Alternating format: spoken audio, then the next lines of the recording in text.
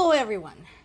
Multiple sources are covering Putin's statement that if the United States gives long-range Tomahawk missiles to Ukraine, that would destroy U.S.-Russia relations because they're so great now.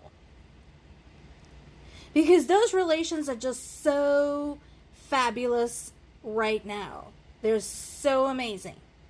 Dude, everybody hates you. Not having good relations with you right now is actually a sign of courage and ability and resistance. So, you threatening having poor relations to somebody is basically a signal, oh, finally, somebody else woke up and decided, fuck Russia. More sources are covering the results of the election in the Czech Republic. It is a source of concern. This is something that I actually asked my parents about since they're closer. They have more information on the subject. So, and yeah, this is real. They're worried that radical pro-Russian elements are trying their best to come to power all over Europe. And that is not a good thing. Again, another thing we talked about, because both my parents and I have read a lot, studied a lot, and have interest in history, that if you look at the history of Russia, ever since it had split off from the Kiev state and become its own principality, the Princedom of Moscovia, or Muscovy, depending on which source you look at, anyone who had ever tried to be allies with Russia eventually came to regret it. So, this latest turn of events in Czech Republic is concerning. Once again, as I mentioned yesterday, I'd like to remind everybody that when Czech Republic was part of Czechoslovakia, it was forced into being part of the socialist bloc. It was invaded by the Soviet Union and other bloc members. So nobody wants a repeat of that. Nobody can want a repeat of that. But apparently too many people have forgotten what it was like.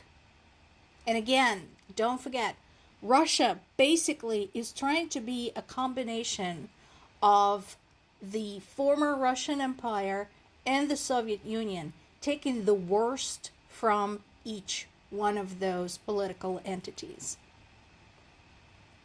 So, all I can say is, folks, everywhere in the world, I urge you to read. I urge you to study history.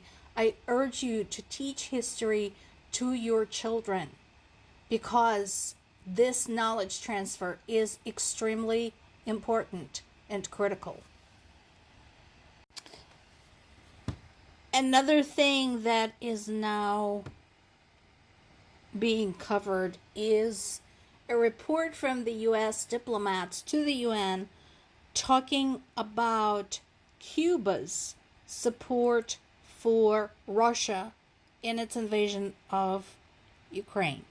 They're now saying that after North Korea, Cuba is the largest supplier of manpower to the Russian troops, with up to 5,000 Cubans fighting embedded with the Russian army.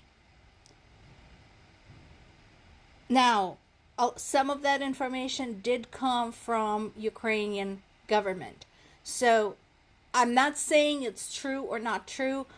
I want to watch the story considering, again, Cuba's historic ties to the former Soviet Union, this would not surprise me.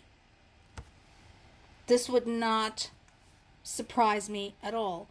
Again, what does surprise me is how can any country anywhere be okay with their people being sacrificed in basically this senseless invasion as cannon fodder? Because in the past, we talked about this, Russia is notoriously racist and nationalistic. That goes back to basically all of Russia's wars. Again, you can go back and look. If they can sacrifice their poor before they sacrifice those of better income, they will.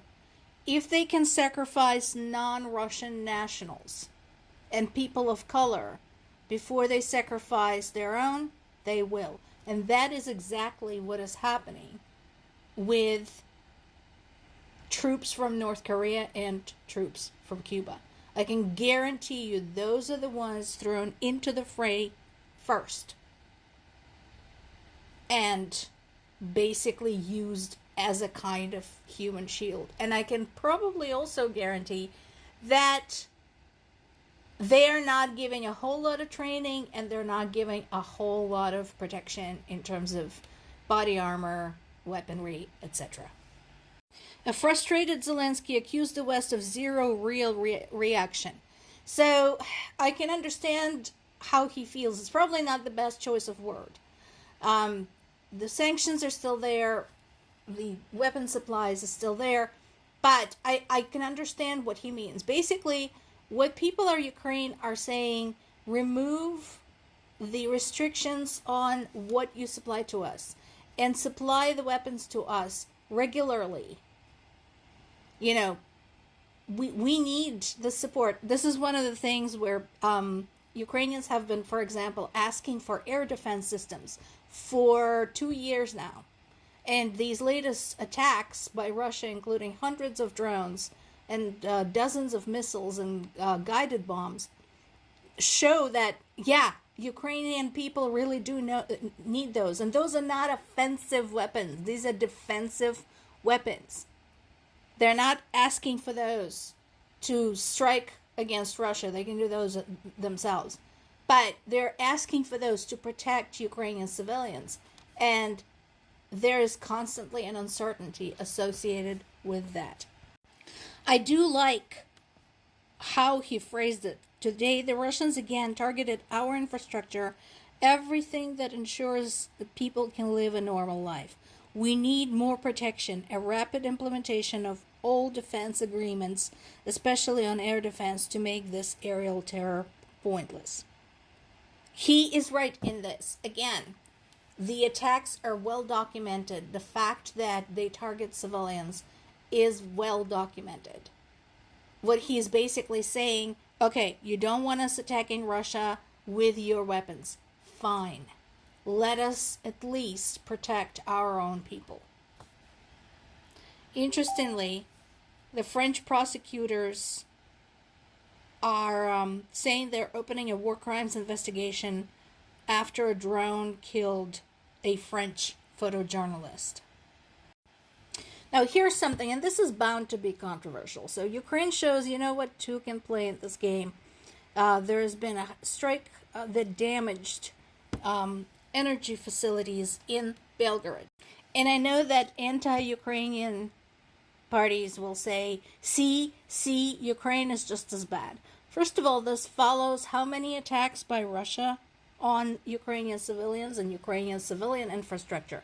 Second, a reminder to everybody, along with several other cities, Belgorod is basically now a gigantic Russian military base.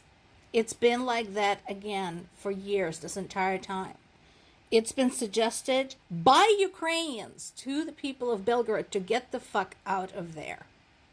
So, yeah, okay, they're without lights. They're all still alive. The buildings are not crashing on their heads. Oops. More to come.